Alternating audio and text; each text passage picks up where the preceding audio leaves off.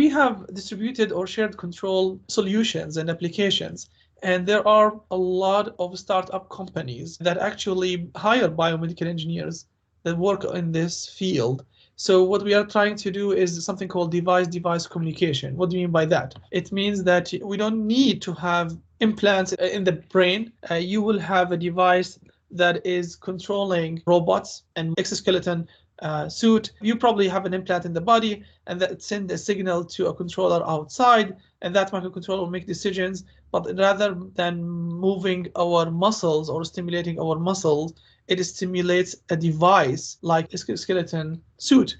And that is what we call device-to-device communication. Implant in motor cortex communication with device in limb. You need only just the microarrays implanted in the body to measure the activity of the motor cortex, and then it sends the signal wirelessly outside to a device.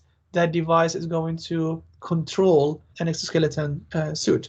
So you don't have to do anything that is invasive with the body. Possibility of more natural movement, sensorial feedback, but not feasible for movement of lower extremities at this moment. But there are a lot of advancements happening in this field. This is the fifth system of functional electrical stimulation that we covered. I will say that we have 5 modalities, 5 different structures of functional electrical stimulation that we can use.